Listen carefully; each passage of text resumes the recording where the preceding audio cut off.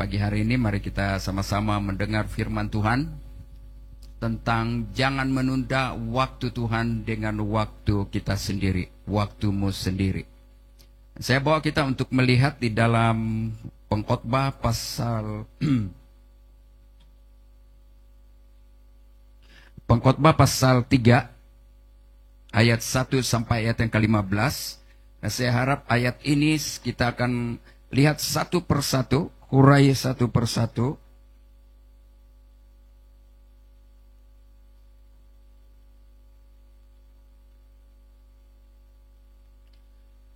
Pengkhotbah pasal 3 ayat 1 sampai ayat yang ke-15. Jadi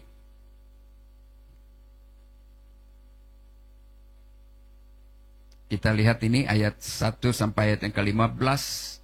Mari kita baca bersama. 1, 2, 3.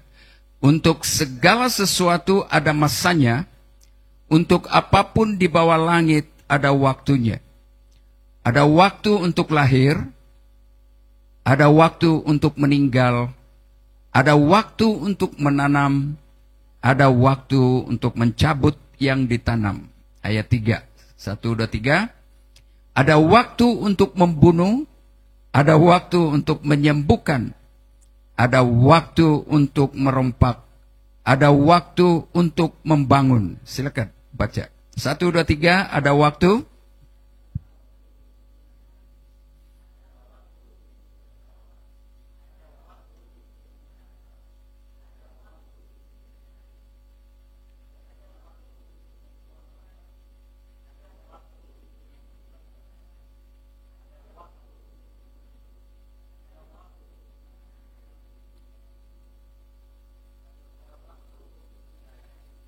Ada waktu untuk membiarkan rugi, ada waktu untuk menyimpan, ada waktu untuk membuang, ada waktu untuk merobek, ada waktu untuk menjahit, ada waktu untuk berdiam diri, ada waktu untuk berbicara, ada waktu untuk mengasihi, ada waktu untuk membenci, ada waktu untuk perang, ada waktu untuk damai.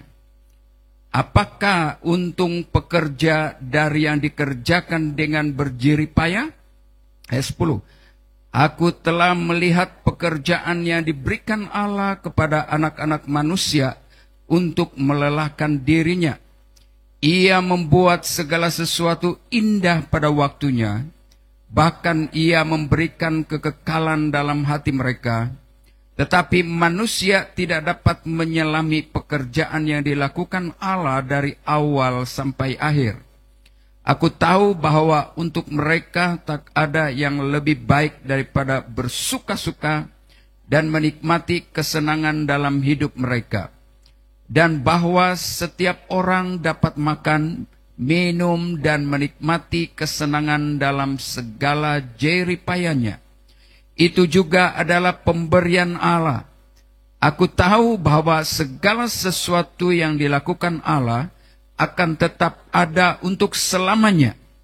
Itu tak dapat ditambah dan tak dapat dikurangi. Allah berbuat demikian supaya manusia takut akan Dia. Yang sekarang ada dulu sudah ada, dan yang akan ada sudah lama ada. Dan Allah mencari yang sudah lalu. Wow. Oke, mari kita sama-sama perhatikan ini. Nah, coba kita pergi kepada tema itu. Dalam Pengkhotbah pasal 3 ayat 1 sampai ayat 15 ini ada dua garis besar. Garis besar yang kita mau lihat, yang kita mau selidiki, yang kita mau belajar. Dua garis besar.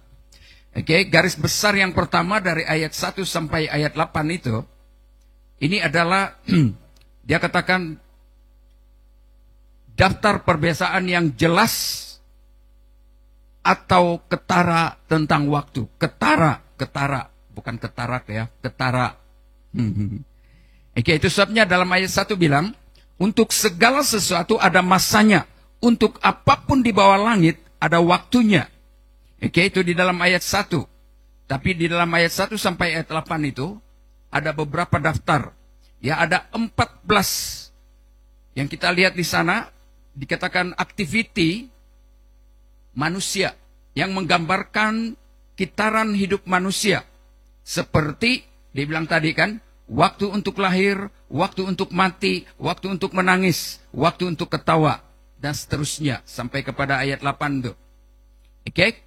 Nah, ayat yang ke-19 sampai ayat yang ke-15 itu bercakap tentang, kita akan belajar ya, melihat tentang memikirkan kembali tentang waktu dan kedaulatan Allah. Itu sebabnya ayat 11 dipetik dalam ayat 11, satu daripada ayat 9 sampai 15 itu berkata begini. Ia membuat segala sesuatu indah pada waktunya. Bahkan ia memberikan kekekalan dalam hati mereka. Tetapi manusia tidak dapat menyelami.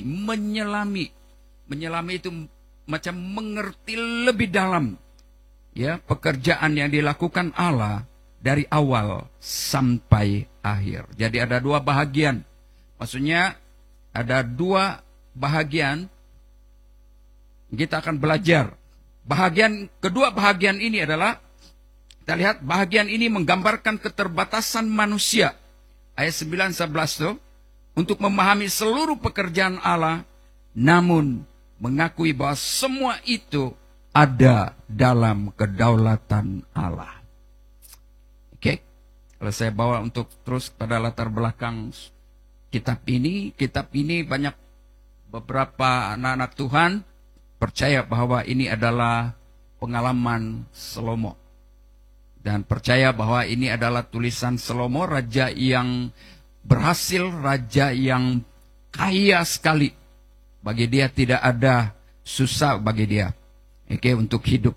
Tetapi sekalipun dia kaya, semua serba ada, tapi ada satu kekosongan di dalam hatinya. Ya, dia menyadari bahwa hidup ini bukan kekal selama-lamanya di dunia ini, tapi ada waktunya untuk pergi. Oke? Nah, dalam kitab Pengkhotbah ini kita lihat bahwa ini ditulis dalam konteks budaya Ibrani, kehidupan orang-orang Israel pada waktu itu, di mana kehidupan ini berkait rapat dengan musim atau waktu mereka dibawa oleh Tuhan keluar dari pembuangan Babel. 70 tahun kemudian Tuhan bawa mereka, bayangkan berapa lama mereka tinggal sebagai orang buangan, orang asing di tanah Babel. Ya, di bawah pemerintahan Nebukadnezar. Selepas itu ada beberapa raja, dan raja seterusnya Tuhan pakai, yaitu Raja Kores. Ya, Tuhan pakai raja ini untuk bawa mereka, suruh mereka keluar. Karena sudah genap waktu 70 tahun. Boleh kita katakan bersama 70 tahun. 1, 2, 3. Waktu orang-orang Israel berada di Babel, kota asing ini, ya, negara asing ini, 70 tahun mereka tidak ada punya hak. Tidak ada, karena mereka berada di tanah asing, mereka tidak punya apa-apa, hak. Ya. Tiada kedudukan. Karena mereka adalah orang-orang asing di situ. Ya, tanah, mereka tidak punya tanah. Sebab itu bukan tempat mereka. Nah, sudah genap 70 tahun. Wow, Tuhan bawa mereka keluar. Berapa lama kita menghadapi masalah, cabaran? Sampai hari ini? 2-3 hari? Masalah ekonomi, masalah pekerjaan, stres. Berapa hari sudah? Berapa lama? Oke, kira-kira 70 tahun orang-orang Israel pada waktu mereka ada di Babel. Mereka pasti ada tekanan. Mereka merasa masa depan mereka tidak ada, tidak harapan. Sebabnya Tuhan selalu memberikan pengharapan. Kenapa mereka dibawa dan dibawa ke Babel? Karena dosa mereka. Boleh kita katakan bersama, dosa mereka. 1, 2, 3. Karena dosa mereka, maka Tuhan mengizinkan pihak musuh. Sekali lagi, Tuhan mengizinkan pihak musuh untuk menawan mereka. Membawa mereka keluar. Bawa keluar daripada tanah mereka sendiri.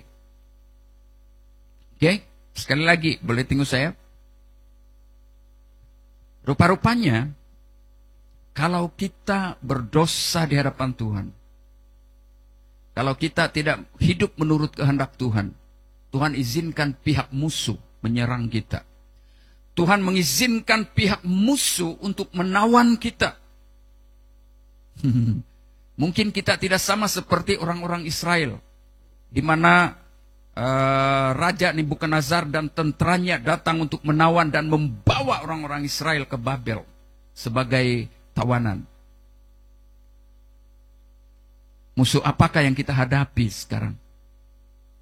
Akibat daripada pelanggaran atau ketidaktaatan kita.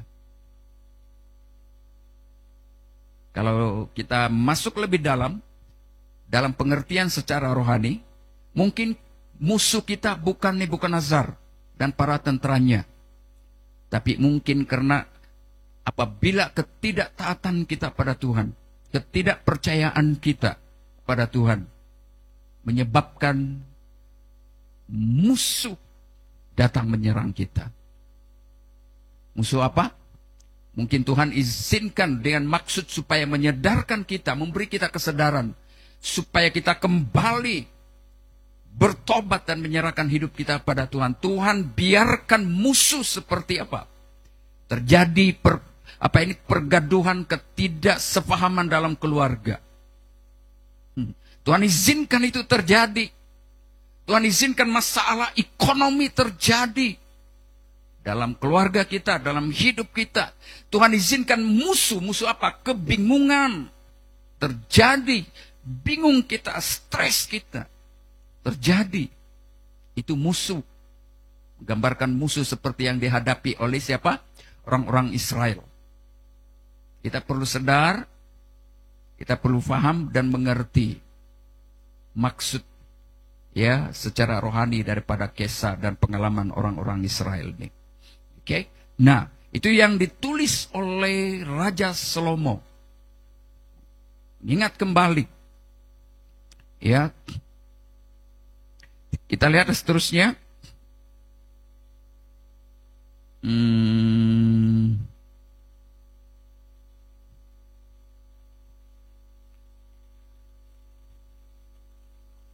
Tulisan ini mirip dengan, walaupun waktu itu Salomo sudah tidak ada, tapi ada banyak beberapa hamba Tuhan ya mengingat, melihat bahwa kisah ini seolah-olah mengingat kembali kepada kisah orang-orang Israel yang keluar daripada kota Babel. Saya percaya, kita percaya bahwa ini adalah kata-kata nubuatan ya, yang akan terjadi, yang akan dialami oleh orang-orang Israel pada masa depan itu. Oke. Nah, seterusnya kita pergi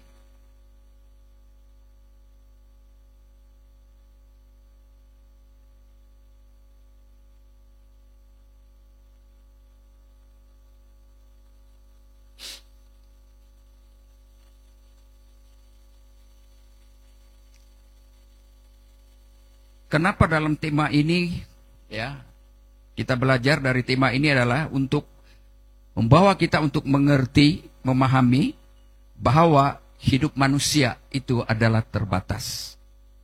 Segala sesuatu ada waktunya. Karena itu kita perlu memahami seluruh pekerjaan Allah dan mengakui bahwa semua ada dalam tangan Tuhan. Kita pergi kepada ayat 1.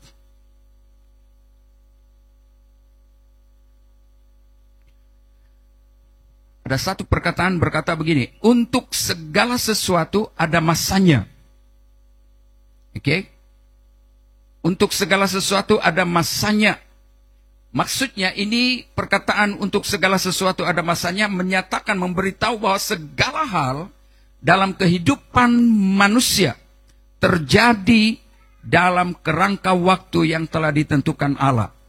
Contoh, kita lihat tadi dia ini menekan dari ayat pasal 3 ayat 2 sampai 8. Ada 14 hal yang kita lihat di sini, perbezaan yang jelas dan ketara. Ini menekankan bahwa hidup manusia terdiri dari berbagai musim yang silih berganti dan tidak boleh dihindari oleh manusia. Contohnya, kita lihat dalam ayat 2. Coba kita lihat dalam ayat 2. Dia bilang ada waktu untuk lahir, ada waktu untuk meninggal. Maksudnya, ada waktu untuk menanam, ada waktu untuk mencabut yang ditanam. Apa maksudnya dari kata-kata perkataan ini? Dari ayat 2 ini. Ini berbicara, maksudnya mengajar kita, menjelaskan, memberitahu bahwa ini adalah awal dan akhir dalam hidup manusia. Ada waktu lahir, ada waktu mati. Lihat ya, ada waktu untuk lahir, ada waktu untuk meninggal. Ada waktu awalnya hidup kita, ada waktu meninggal, berarti akhir dari hidup kita. Ada waktu untuk menanam, sudah ditanam. Lepas itu apa lagi? Ada waktu untuk mencabut yang ditanam. Berawal dan berakhir. Oke? Itu dikatakan bahwa ini menyatakan bahwa segala hal dalam kehidupan manusia terjadi dalam kerangka waktu yang telah ditentukan oleh Allah. Hidup manusia ini ditentukan oleh Allah sendiri. Dari mula sampai akhirnya. Ya, dari lahir sampai dia meninggal. Kadang-kadang kita tidak paham. Kenapa? Kadang-kadang masih muda lagi sudah jalan, meninggal. Kan? Kenapa masih muda lagi sudah jalan, sudah meninggal? Macam-macam cara kematian manusia. Ada yang aksiden, ada yang sakit mati, ada yang tidak sakit tapi mati. Itu maksudnya bahwa hidup ini semua dalam rencangan Tuhan. Jadi kalau kita hidup dan sehat hari ini, walaupun mungkin ada sakit-sakit tapi masih hidup, semua Tuhan tahu bila masa akhir dari hidup kita. Jadi kalau kita hidup hari ini, itu adalah kesempatan yang Tuhan berikan kepada kita. Apalagi kalau kita sudah bertobat menerima Yesus sebagai Tuhan dan Juru Selamat dalam hidup kita. Tuhan pasti mengharapkan kepada kita supaya pertama-tama tujuan hidup kita adalah untuk menyembah Tuhan. Boleh kita katakan bersama untuk menyembah Tuhan. 1, 2, 3. Tujuannya adalah untuk menyembah Tuhan karena kita diciptakan oleh Tuhan untuk beribadah kepadanya. Dan hanya kepada Dia saja kita beribadah. Yang kedua, tujuan saudara dan saya kalau masih hidup bukan untuk makan dan minum sahaja. Tapi apa kata firman Tuhan? Harus menjadi terang, menjadi garam dan terang bagi dunia ini. Kehidupan kita harus menjadi berkat. Jadi, kalau Tuhan yang mengatur hidup kita, memulakan dan mengakhiri, bagi saudara dan saya yang belum bertobat, kalau Anda dan saya masih hidup sampai hari ini, itu berarti Tuhan mengharapkan Anda bertobat, menyerahkan hidup kepada Tuhan. Pertama. Yang kedua, kalau Anda dan saya sudah bertobat tapi kembali kepada dosa, Anda perlu bertobat kembali, memberikan hidup Anda kepada Tuhan. Ya, saya percaya semua di sini sudah bertobat. Mungkin bersama dalam live ini ada yang belum bertobat, atau sudah bertobat tapi meninggalkan iman kepada Tuhan. Dan Anda masih hidup hari ini. Dan mungkin dalam kehidupan Anda saat ini menghadapi cabaran, tentangan, sedih, kecewa, stres. Saya percaya itu Tuhan izinkan itu terjadi supaya Anda bertobat. Bukan berarti waktu Anda mengalami itu Tuhan mau membunuh, membinasakan Anda. Tapi Tuhan izinkan itu terjadi supaya Anda yang sudah bertobat tapi kembali kepada dosa, supaya melalui apa yang Anda alami, apa yang Anda derita, bertobat kembali kepada Tuhan. Saya katakan tadi, kita sudah belajar bagaimana Tuhan mengizinkan musuh, ya, Nebukadnezar datang dan menawan orang-orang Israel, membawa mereka keluar dari tanah milik mereka dan bawa ke Babel sebagai orang asing. Ya. Jadi dikatakan dalam ayat 2 tadi, ada waktu untuk lahir, ada waktu untuk meninggal, ada waktu untuk menanam, ada waktu untuk mencabut yang ditanam. Dalam arti kata yang lain, waktu atau masa dalam hidup kita sebagai manusia, Tuhan yang menentukan semuanya. Tuhan yang mengatur semua hidup kita. Kalau kita sihat hari ini, kita dapat menikmati, dapat bersama dengan keluarga, semua karena anugerah Tuhan. Haleluya. Tidak ada seorang pun yang tahu bila akhir hidup kita. Kita mendengar hari-hari ini di sekeliling kita, banyak kematian. Mati karena sakit, mati karena aksiden, mati karena kena bunuh, kita tidak tahu. Itu adalah misterinya Tuhan dalam hidup manusia. Itu sebabnya kalau kita ada hari ini, sihat, ataupun kurang-kurang sihat, tapi masih boleh makan minum, masih boleh bersama dengan keluarga, fellowship bersama-sama dengan keluarga, berarti saudara, itu adalah anugerah dan kesempatan yang Tuhan berikan kepada Anda dan saya. Jangan sia-siakan waktu itu. Oke? Dikatakan menekankan bahwa hidup manusia terdiri dari berbagai musim yang silih berganti dan tidak boleh dihindari oleh siapapun. Tidak ada seorang pun yang boleh menghentikan kalau itu sudah waktunya. Kekayaan, harta, kepintaran, kebijaksanaan manusia, apapun. Kalau itu sudah waktunya, tiada seorang yang menahannya. Itu dalam ayat 2, lahir dan mati. Ya, dalam hidup manusia ada awal dan ada akhir hidup ini. Yang kedua kita lihat, dalam ayat 3:7, menangis dan tertawa. Apa itu? Coba kita lihat dalam ayat 3 sampai ayat 7. Ada waktu untuk membunuh, ada waktu untuk menyembuhkan, ada waktu untuk merombak, ada waktu untuk membangun, ada waktu untuk menangis, ada waktu untuk tertawa, ada waktu untuk meretap, ada waktu untuk menari, ada waktu untuk membuang batu, ada waktu untuk mengumpulkan batu, ada waktu untuk memeluk, ada waktu untuk menahan diri dari memeluk. Ada waktu untuk mencari, ada waktu untuk membiarkan rugi, ada waktu untuk menyimpan, ada waktu untuk membuang, ada waktu untuk merobek, mengoyak ya, ada waktu untuk menjahit, ada waktu untuk berdiam diri, ada waktu untuk berbicara atau berkata-kata, berbicara, berbincang-bincang. Apa maksudnya di sini? Ayat 3 sampai ayat yang ke-7 itu menyatakan, memberitahu tentang perasaan atau emosi yang kita alami sebagai manusia yang masih hidup dalam dunia ini.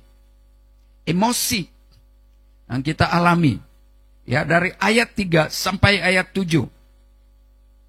Emosi manusia yang kita rasa, yang kita alami. Lihat, dia bilang ayat 3 itu, ada waktu untuk membunuh. Dari mana perasaan itu? Dari mana terjadi pembunuhan? Itu diakibatkan oleh emosi, perasaan, ya, marah, bertengkar, semua itu. Ada waktu untuk menyembuhkan, ada waktu untuk merobek, merombak, ada waktu untuk membangun, ada waktu untuk menangis, ada waktu untuk tertawa.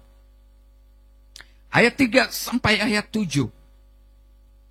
Ini yang akan dialami oleh kita sebagai manusia selagi masih ada dalam dunia ini. Emosi kita selalu berubah-ubah. Ada masa kita tertawa, senang hati kalau kita diberkati, haleluya, puji Tuhan.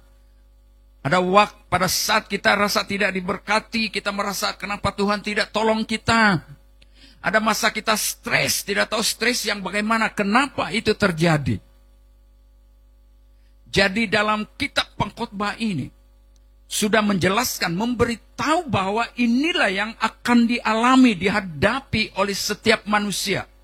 Dan tidak ada seorang pun manusia yang boleh menghilak atau menghilangkan, menghindar, dan tidak ada seorang pun yang terhindar dari perasaan-perasaan ini.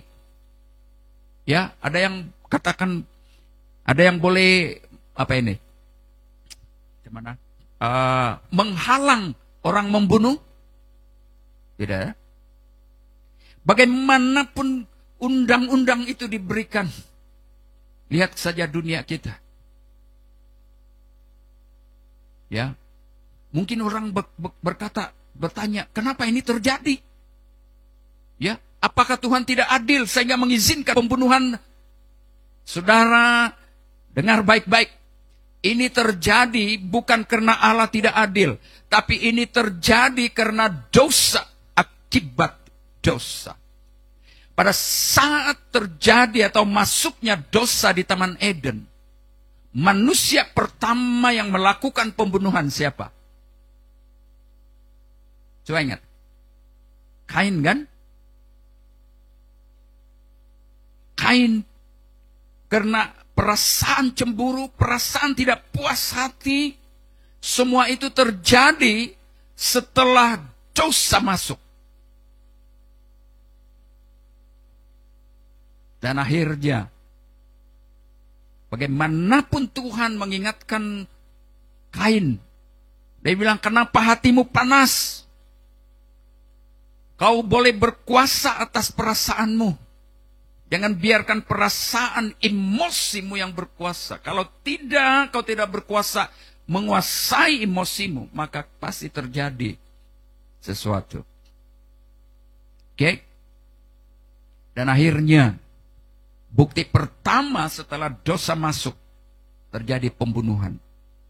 Itu adalah Kain yang membunuh Habel. Nah, kenapa tertulis di sini ada masa membunuh?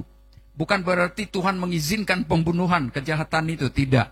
Tapi itu akan terjadi karena akibat pelanggaran dan dosa manusia. Boleh kita berikan tepukan tangan untuk Yesus Tuhan kita. Haleluya!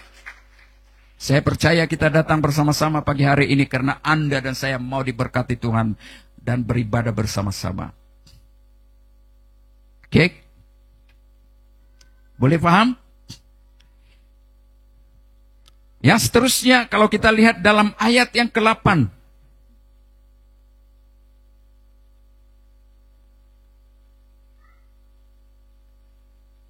Tadi dalam ayat 3 sampai ayat 7 itu memberitahu, menyatakan kepada kita, menjelaskan bahwa itu adalah bahagian emosi manusia. Ya, sekarang ayat 8. Kita lihat ayat 8. Ada waktu untuk mengasihi, ada waktu untuk membenci, ada waktu untuk perang, ada waktu untuk damai.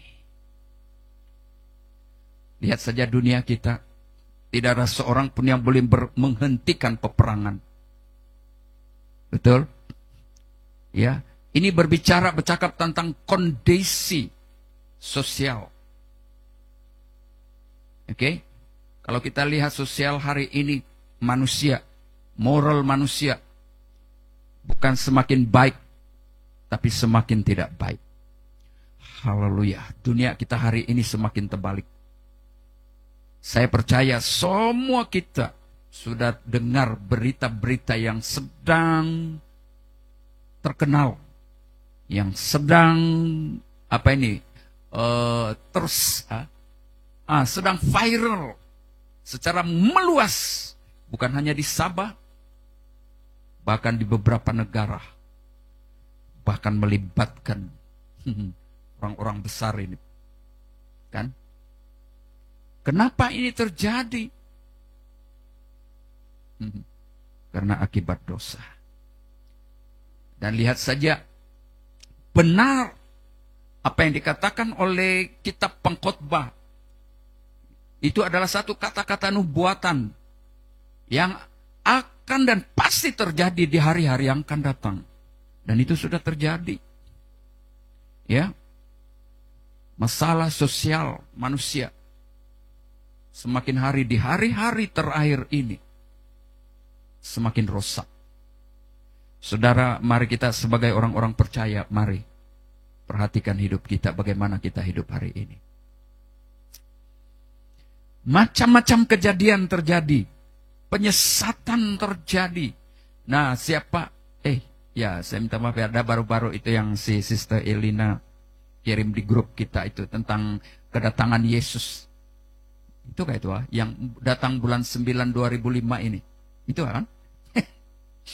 Ada tarik lagi. Berapa tarik itu? 24-25 kah? Siapa yang ada harta ini hari? Bagus, jual cepat-cepat. Tidak lama lagi nih. Siapa yang belum bertobat, bertobat cepat-cepat. 24-25 dibilang. Bulan 9.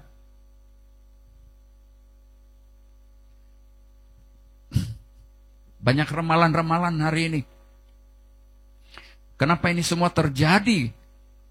Ini mulai menggenapi apa kata firman Tuhan di hari-hari terakhir, di saat-saat terakhir ada banyak hal-hal yang akan terjadi. Penyesatan terjadi di mana-mana. Oke? Tapi bagi kita, boleh kita katakan bersama, bagi kita, 1, 2, 3. Apa yang harus kita buat? Ada orang yang selalu berkhotbah sampai ada peta-peta tentang akhir zaman bila mau datang. Ada yang berdebat tentang bagaimana akhir zaman itu. Tapi bagi saya secara pribadilah, saya pikir dalam-dalam, kalau Anda dan saya ikut apa yang dikatakan oleh Yesus, berjaga-jagalah dan berdoalah. Itu pertama. Kedua, barang siapa bertahan sampai pada kesudahannya, maka dia akan selamat. Kalau kita berjaga-jaga, menjaga dan memelihara persekutuan kita dengan Tuhan, ibadah kita dengan Tuhan, dan siap menghadapi cabaran, tentangan, masalah-masalah, supaya kita tidak jatuh dalam dosa, apapun cara Tuhan datang, sama ada besok, lusaka, bila-bila, kedatangan Tuhan itu dua pengertian dia. Dia datang menjemput kita secara pribadi, kematian maksudnya mati. Atau dia datang menjemput kita sebagai orang percaya, akhir dari dunia ini. Kalau kita siap sedia, kita akan berkata begini, saya sudah siap Tuhan. Ya, apapun yang terjadi, saya tidak takut. Kenapa? Sebab saya balik di rumah Tuhan. Sudah siap. Betul? Ya. Ada 3 kata-kata ini. Dia bilang begini. Orang musuh-musuh Tuhan, orang-orang yang tidak percaya, pada waktu Yesus datang ke dalam dunia, waktu dia lahir ke dalam dunia, itu waktu kita ingat tentang kelahiran Yesus waktu Natal, tidak lama lagi. Siapa yang goncang? Mana yang goncang tuh? Yerusalem, Herodes, dan orang-orang yang menentang dan yang tidak percaya kepada Tuhan. Mereka bingung. Herodes ketakutan. Karena nanti jabatan saya diambil dan sebagainya. Ya. Yerusalem bukan goncang, gempar karena menerima kelahiran Yesus, sang raja, sang firman itu. Tetapi mereka goncang apa? Gempar karena tidak percaya. Oke? Demikian juga, saudara. Tetapi para gembala, siapa yang bersuka cita menyambut kelahiran Yesus? Para gembala. Bahkan orang-orang miskin, tapi kaya secara iman kepada Tuhan. Itu petanda. Ya. Nah, yang seterusnya. Waktu Yesus mati, disalibkan, dikuburkan, Dan setelah Yesus bangkit dari kematian. Boleh kita berikan tepukan tangan untuk Yesus Tuhan kita? Bolehkah kalau saya suruh berdiri, duduk, berdiri, duduk? Oke. Nah, siapa waktu Yesus mati dan waktu Yesus bangkit dari kematian, siapa yang bersuka cita? Siapa yang berlari? Siapa? Murid-murid Tuhan dan orang-orang yang percaya. Tapi yang ketakutan adalah setan dan musuh-musuh yang tidak percaya itu. Kan? Dan yang ketiga, sewaktu Yesus turun ke dunia untuk kedua kalinya, waktu dia turun dan ada di awan-awan, waktu trompet ditiupkan, siapakah yang ketakutan? Alkitab katakan dalam Injil Matius, mereka yang tidak percaya sehingga mereka ketakutan, mereka bilang, ayo runtuhlah batu ini, ayo tindih sama kami. Tetapi bagi saudara dan saya, yang percaya dan menanti-nantikan Tuhan, sewaktu terdengar tiupan sangkakala, maka saudara kita keluar sebagai anak-anak Tuhan dan berkata, Yesus Rajaku datang. Saya siap, kita bersuka cita, ya, bergembira menyambut kedatangannya. Kenapa? Sebab kita sadar kita adalah milik Tuhan, kita anak Tuhan yang sudah siap. Seperti mana dalam Matius 25 itu, gadis yang bodoh dan gadis yang bijaksana siap menyambut sebagai mempelai wanita. Kita adalah mempelai atau gadis-gadis 5 bijaksana itu. Mungkin hari ini kita bilang, betulkah itu? Ada itu cerita, siapa itu? Brother Jerome gak cakap tuh. Ipar. Mau turun ke tandas begitu kayak itu, brother. Perasaanmu itu saja, Ipar. Dia bilang. Tahu-tahu sekali begitu, macam begitu kan? Apa yang bau ini? Lalu dia balas, perasaanmu saja itu, Ipar. Perasaan kita selalu bertentangan dengan apa yang kita percaya. Betul? Kamu kan yang berada itu, perasaan saja itu. Sekali sudah tak hidup bau baru. Dia bilang, apa yang bau nih? Perasaan. Dia balas, perasaanmu saja itu. Kenapa saya kait itu? Sebab selalunya perasaan kita macam percaya, tidak percaya. Tapi pada faktanya, dalam Alkitab, dalam firman Tuhan, Yesus sama ada. Ada ini kata-kata begini, sama ada kita percaya atau tidak. Kita siap atau tidak. Ya. Tetapi yang pasti Yesus datang untuk kedua kali menjemput setiap orang-orang percaya. Boleh kita berikan tepukan tangan untuk Yesus Tuhan kita. Percaya atau tidak kita, siap ataupun tidak, yang pasti Yesus datang untuk kedua kali. Sama ada dia datang secara pribadi pada kita. Siok-siok kita sehat-sehat, tum. Ada saya nampak di YouTube, dia sedang masak. Dia nyanyi-nyanyi, dia gaul. Pernah nampak itu kah? Ya, dia nyanyi, dia gaul-gaul, itu makanan yang tung. Ya, lalu tertulis di sana, tidak ada seorang pun yang mengetahui bila Sang Pencipta menjemput kita. Jadi mari sadarkan diri kita bahwa kita tidak berhak dan tidak ada kuasa untuk menahan masa dan waktu yang ditetapkan untuk akhir hidup kita. Sebabnya kalau kita ada hari ini, itu adalah karena Tuhan. Perang dan damai.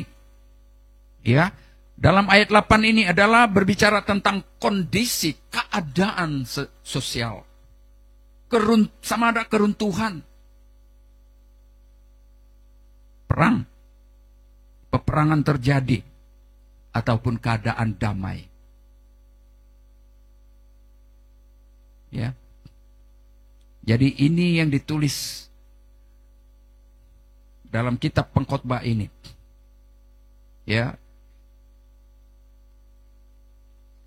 Maksudnya begini, ini tidak memerintahkan kita untuk bertindak pada waktu tertentu, karena bukan kita yang menentukan waktu kita, tapi menjelaskan, menyatakan bahwa segala sesuatu apa yang terjadi pada waktunya, baik atau buruk, semuanya adalah ketetapan Tuhan. Wow. Itulah sebabnya ayat 9 berkata, kita lihat ayat 9, apakah untung pekerja dari yang dikerjakannya dengan berjerih payah? Setiap manusia, selagi kita hidup dalam dunia ini, memang kita bekerja, betul? Tetapi maksudnya apa untungnya seseorang bekerja sampai lewat malam, sampai memeras, dia peras, dia punya tenaga, berusaha untuk mendapatkan sesuatu. Tetapi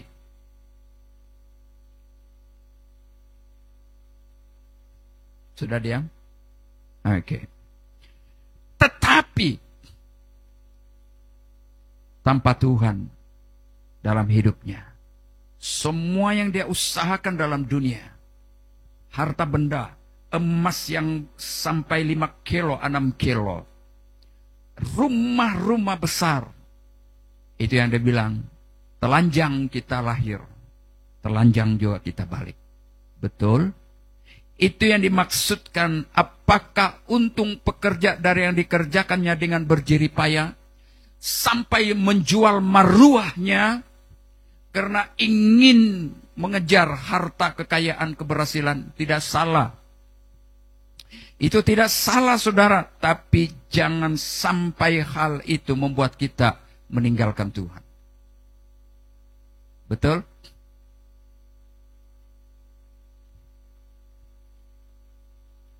Atau meninggalkan iman kita. Ini yang dimaksudkan, apakah untung pekerja dari yang dikerjakannya dengan berjerih payah. Oke. Nah, ayat 10-11, ia membuat segala sesuatu indah pada waktunya. Maksudnya, Allah memilih rencana yang indah dalam diri manusia, dalam hidup manusia. Tapi manusia tidak mampu memahami seluruh pekerjaan Allah dari awal sampai akhir. Perkataan kata kekekalan, ya, dalam ayat 10-11 itu kan, kita lihat, aku telah melihat pekerjaan yang diberikan Allah kepada anak-anak manusia untuk melelahkan dirinya. Ia membuat segala sesuatu indah pada waktunya, bahkan ia memberikan kekekalan dalam hati mereka. Maksudnya kekekalan itu adalah damai sejahtera, sukacita yang akan membawa kita, ya, untuk menerima hidup kekal. Kita lihat, Allah memiliki rencana yang indah, tapi manusia tidak mampu memahami seluruh pekerjaan Allah dari awal sampai akhir. Kata kekekalan dalam bahasa lain olam menunjukkan bahwa manusia memiliki kerinduan untuk memahami makna abadi, hidup kekal itu. Sebab ini yang dialami oleh Salomo. Walaupun dia memiliki harta, kekayaan, pangkat, tapi ada kekosongan di dalam hatinya. Tidak ada damai, tidak ada ketenangan. Dia menyadari bahwa damai, sejahtera, ketenangan itu hanya ada pada Tuhan. Dan itulah yang kekal. Oke? Dan hidup ini adalah tetap terbatas.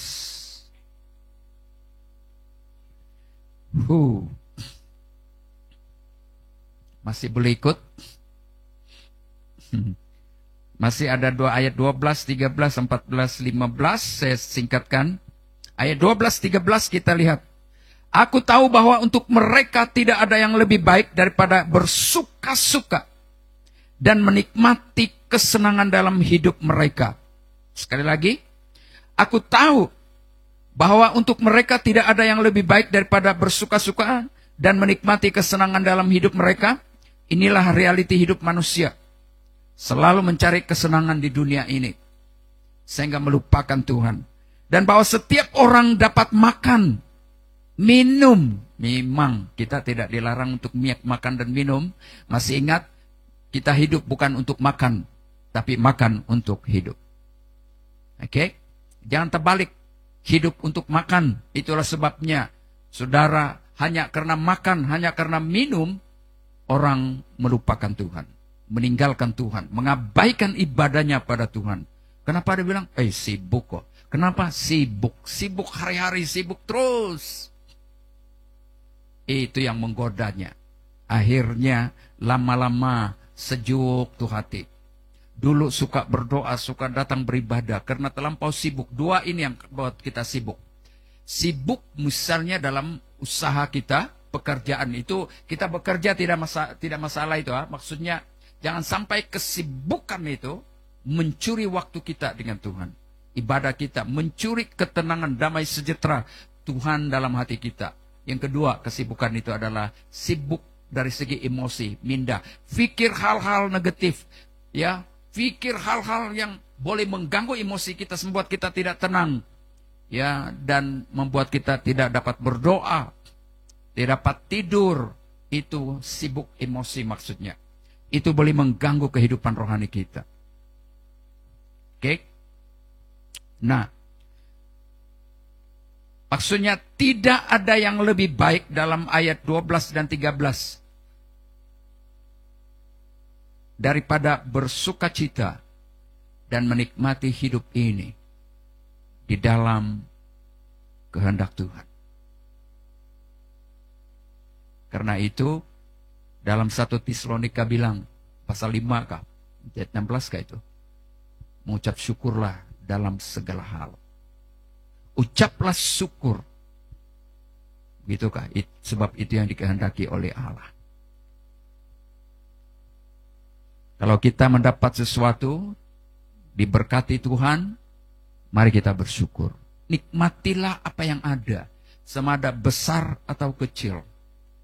Nikmatilah, hargai.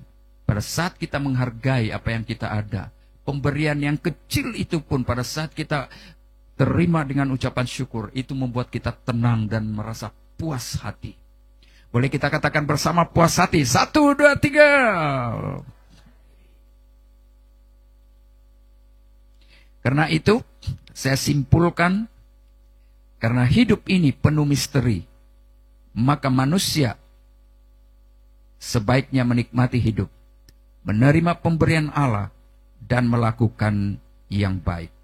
Saya akhiri di sini ayat yang ke-14-15 dikatakan dalam ini, segala sesuatu, aku tahu segala sesuatu yang dilakukan Allah akan tetap ada untuk selamanya. Itu tidak dapat ditambah dan tidak dapat dikurangi. Allah berbuat demikian supaya manusia takut akan Dia.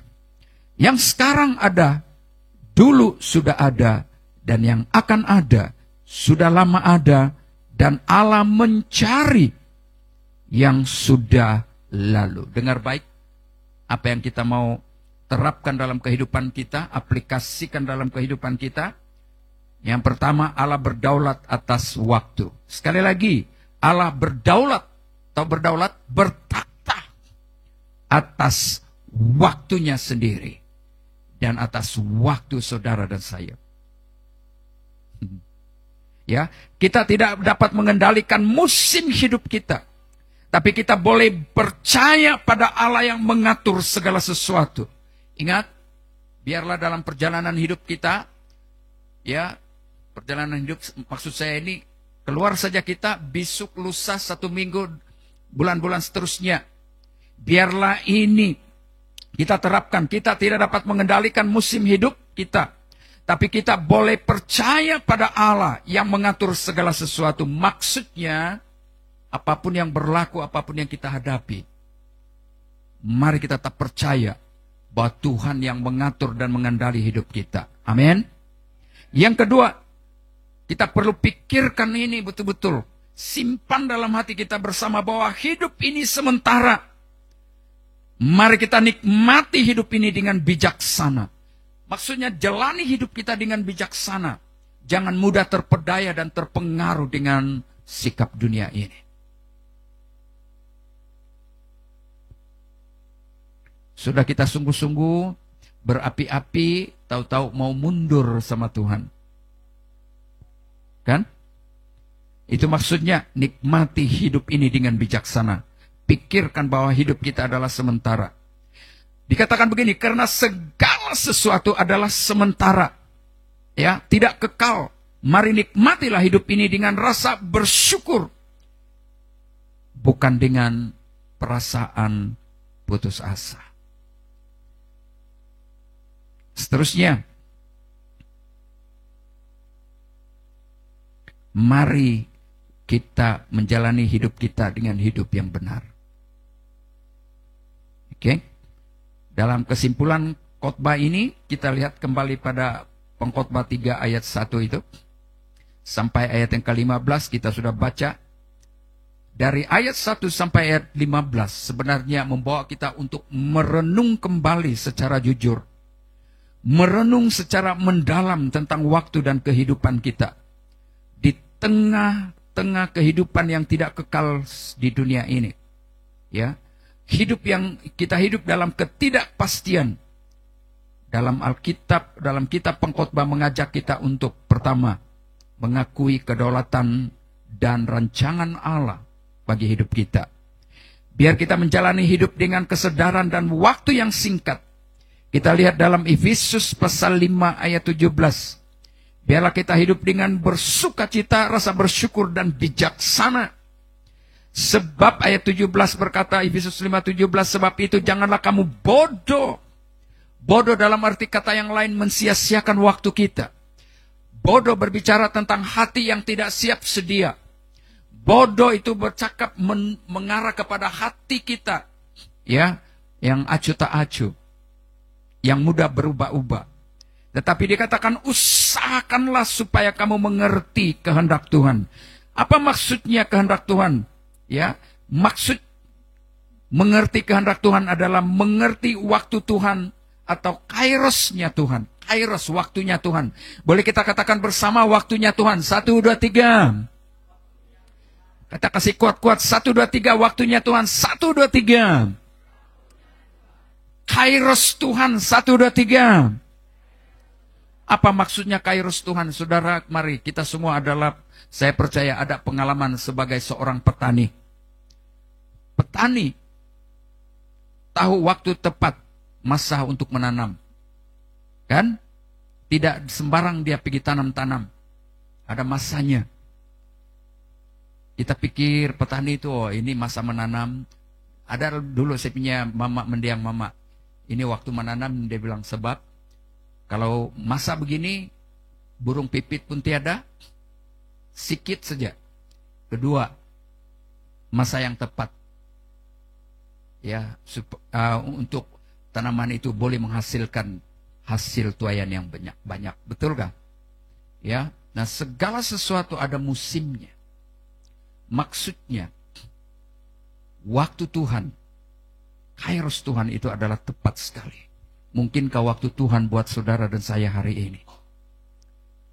Pada saat Tuhan berbicara kepada kita, berkata kepada kita sesuatu, jangan tunda waktu itu. Ya, kairos Tuhan itu. Karena kalau dia katakan hari ini Tuhan punya cara itu, perkataan Tuhan itu begini, bukan esok, bukan lusa, bukan kemarin. Kalau dia bilang, dia katakan hari ini atau sekarang, mari sekarang.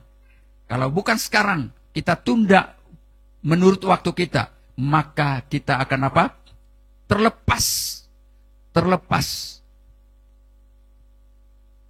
kesempatan dan peluang yang seharusnya kita terima pada saat itu. Oke, karena itu, mari kita mengikut waktu Tuhan dan jangan mengikut waktu kita. Waktu Tuhan adalah waktu Tuhan. Waktu kita bukan waktu Tuhan. Oke, mari kita semua bangkit berdiri. Mari kita sama-sama berdoa.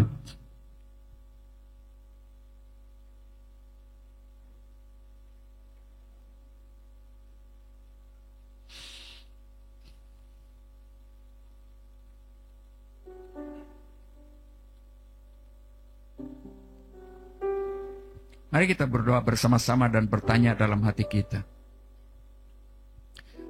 Apa yang Tuhan mau saya lakukan hari-hari ini?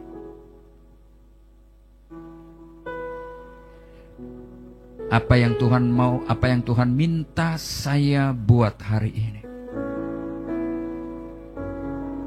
Bagi kita yang menyadari waktu Tuhan,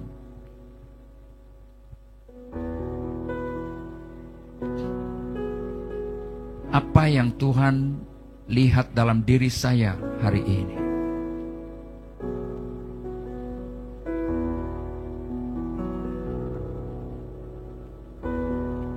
Apa kelemahan-kelemahan, titik-titik dalam hidup saya yang perlu saya ubah, yang Tuhan mau saya ubah hari ini? Yang menjadi penghalang dan penghambat untuk saya maju dan melayani Tuhan.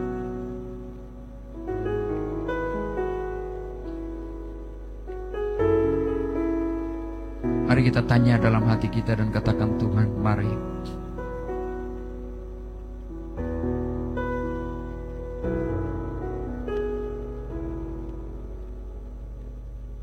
Terangi hatiku pagi hari ini.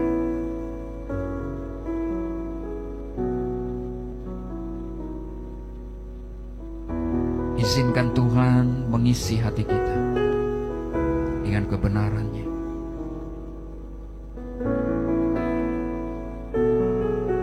Ketidakpercayaan itu adalah dosa yang berbicara penolakan, berarti kita menolak Tuhan. Selagi ada waktu, selagi ada masa, mari kita datang kepada-Nya. Terima kasih Tuhan.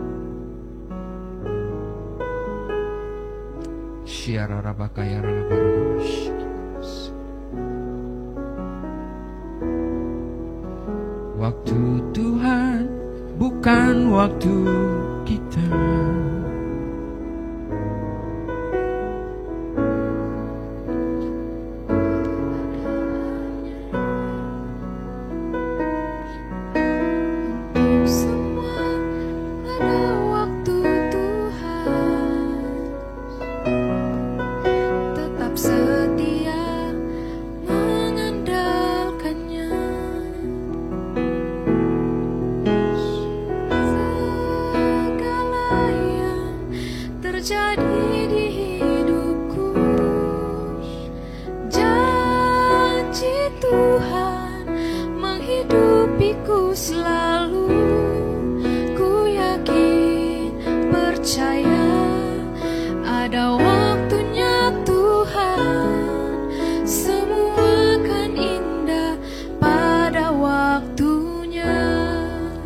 Biar lagu ini menjadi doa kita sambil kita mengizinkan Roh Kudus memeriksa hati kita. Waktu Tuhan bukan waktu kita.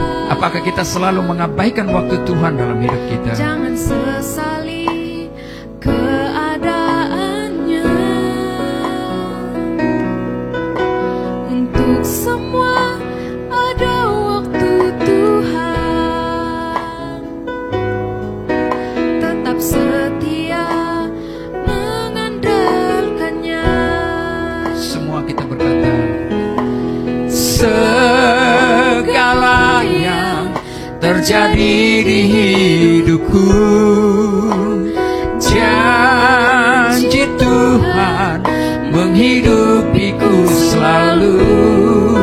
Ku yakin, percaya, ada waktunya Tuhan. Semua akan indah pada waktunya. Semua, segalanya terjadi di hidupku, janji Tuhan menghidupiku selalu. Ku yakin, percaya, ada waktunya Tuhan. Semua akan indah pada waktunya. Sementara lagu ini dinyanyikan, yang lain berdoa, yang lain menyanyikan lagu ini. Terima kasih Tuhan. Mari selidiki hati kami pagi hari ini. Jangan sesali keadaannya.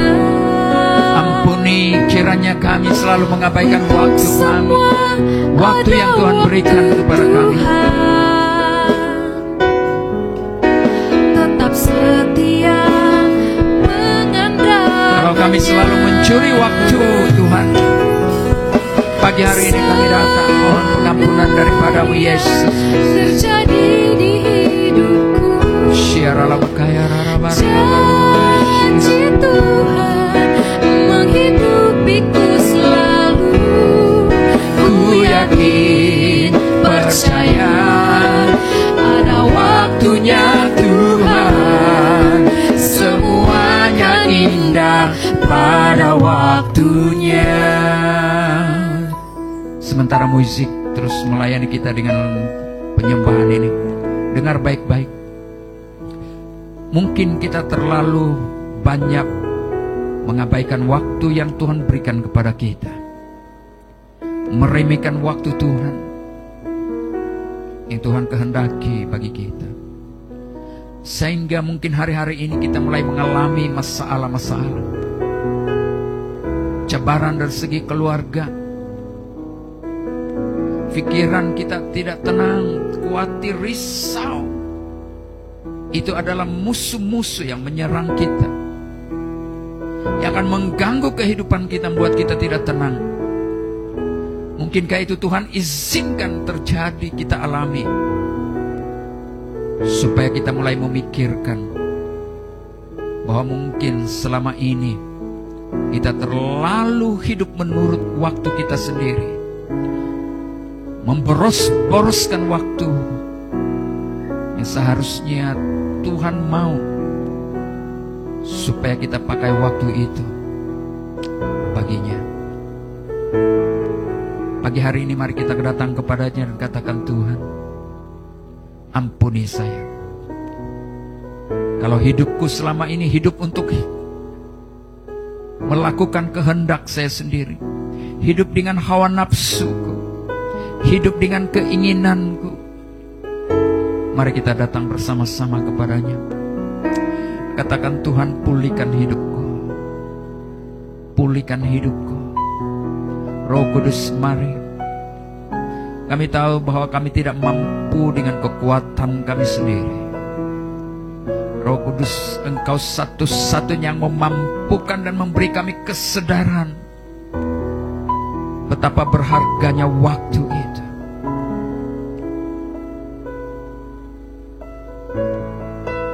Kairos Tuhan untuk kami. Segalanya terjadi di hidupku, janji Tuhan menghidupiku selalu. Ku yakin percaya ada waktunya Tuhan, semua akan indah pada waktunya. Mari kita berdoa bersama-sama. Saya merasakan kehadiran Roh Kudus saat ini. Mari kita datang kepada Dia. Mari kita menyerahkan dan katakan dengan jujur, dengan ikhlas, kita memerlukan Dia. Haleluya. Baik yang tua sampai kepada yang muda, mari kita datang kepadanya. Mari biarkan api Roh Kudus turun atas kita. Haleluya. Mari akui segala kelemahan kita, akui apapun yang ada dalam hati kita. Biarkan Roh Kudus menerangi hati yang gelap. Katakan, kita tidak mampu, hanya Engkau saja Tuhan.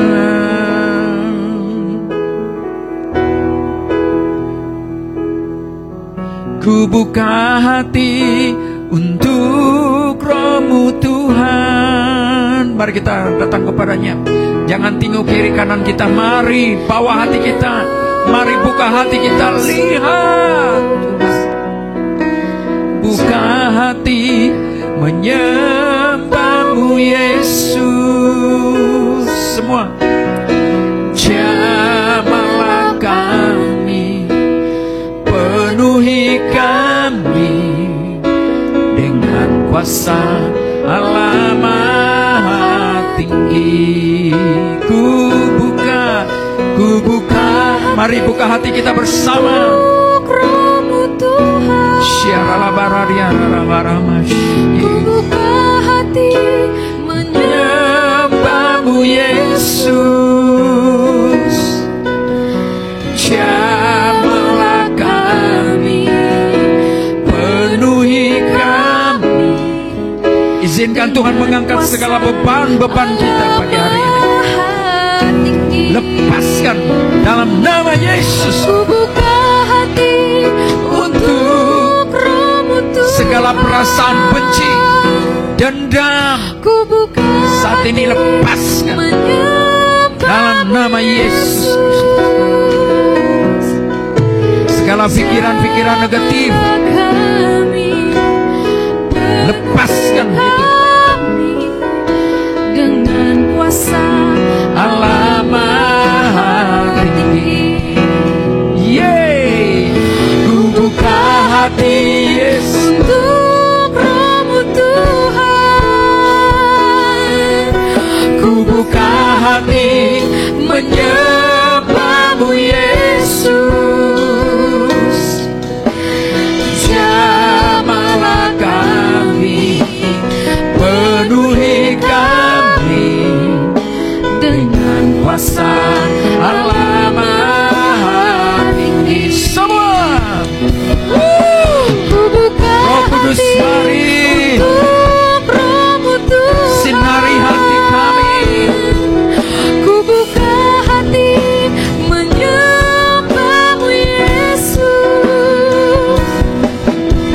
Jamahlah kami, penuhi kami dengan kuasa Allah Maha Tinggi. Yeay, ku buka hati. Untuk Roh Biarkan Roh Kudus bekerja. Mari kita izinkan Dia. ku buka Roh Kudus mari. menyembahmu Yesus. Jamahlah kami, Penuhi kami. Mari kita berseru bersama-sama. kuasa Allah. Lepaskan segala beban-beban yang ada di hatimu. Ku buka hati. Mari bertobat. Buka hati menyembahmu Yesus. Jamahlah kami, penuhi kami dengan kuasa Allah Maha Tinggi. Biarkan musik. Saya tahu engkau ada di dalam live ini saat ini. Engkau menghadapi masalah keluarga.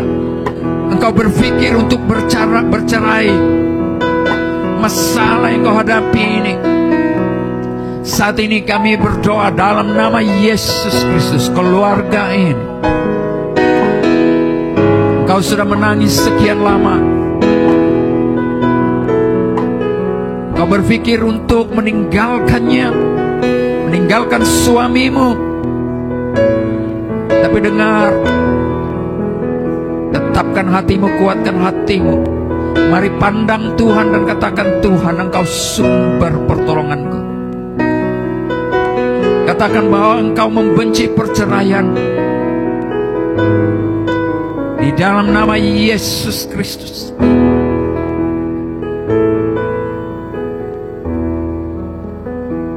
Biarlah saat ini tanamkan di dalam hatimu dan katakan, saya tidak mau terjadi perceraian.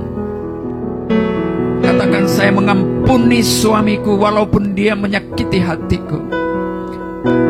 Engkau yang ada bersama dalam live ini, masalah keluargamu saat ini. Katakan, Engkau tetap suamiku yang sah. Di dalam nama Yesus Kristus. Doakan, katakan dalam nama Yesus Kristus. Patahkan roh perceraian. Katakan, saya mengasihi suamiku. Bagaimanapun dia menyakiti hatiku, melukai hatiku. Terima kasih Tuhan, terima kasih. Terima kasih Tuhan, terima kasih. Selamatkan keluarga ini Tuhan. Pulihkan hubungan suami istri ini. Pulihkan hubungan mereka sekeluarga dengan anak-anak.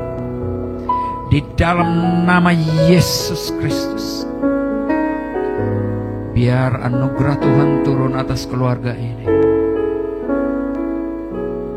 Terima kasih Tuhan. Biar terjadi pemulihan dalam hubungan mereka suami istri. Shikiara barala bakaya rada barala bakaya shiki. Shiara barala bakaya rada rala bakaya rada bash. Jemaat Tuhan yang ada di sini. Ada suara dari dalam hati.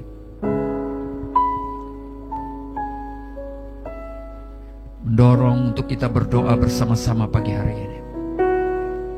Marilah Tuhan mau. Mari luahkan hati kita, perasaan kita kepadanya pada pagi hari ini. Segala beban-beban yang kau pikul, kekhawatiran, ketakutan, perasaan-perasaan yang mengikat batinmu, kekhawatiran, keraguan itu. Mari kita sama-sama katakan, Tuhan, saya buka hatiku. Saya tidak mau ini mengikat terus di dalam minda dan dalam perasaanku yang memperhambakan hidupku. Biar pagi hari ini lepaskan itu dalam nama Yesus Kristus. Di saat badai bergelora, ku akan bersamamu. Bapa kau Raja atas semesta, ku tenang sebab kau Allahku.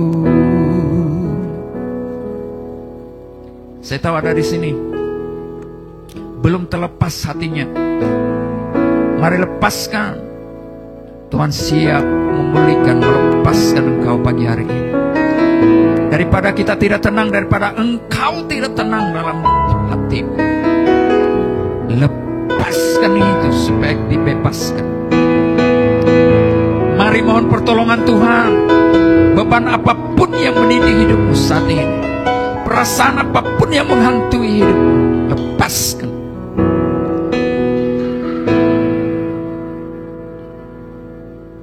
Lingkupiku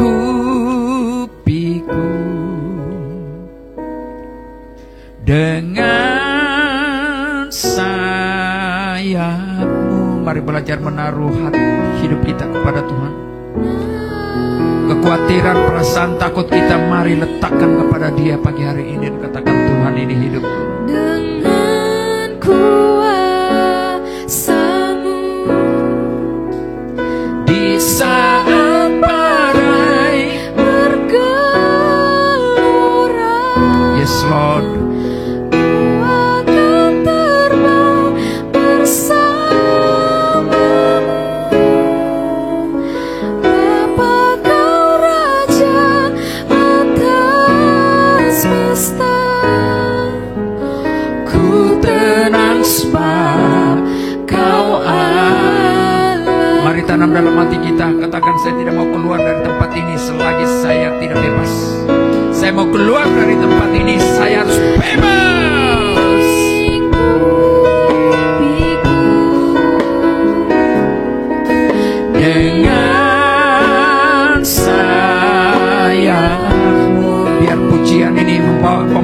pesan kepada kita.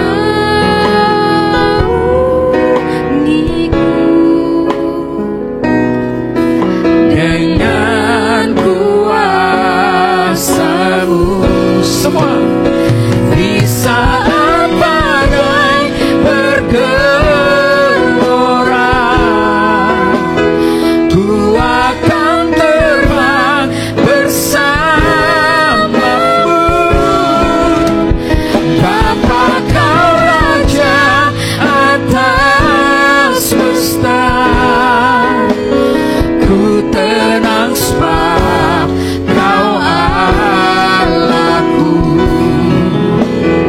Di saat badai bergelora, ku akan terbang bersama-Mu. Bapa, Kau Raja atas semesta, ku tenang sebab Kau Allahku. Di saat badai bergelora, ku akan terbang bersama-Mu. Bapa, Kau Raja atas semesta, ku tenang sebab Kau Allahku. Di saat badai bergelora, ku akan terbang bersama-Mu. Bapa, Kau Raja atas semesta, ku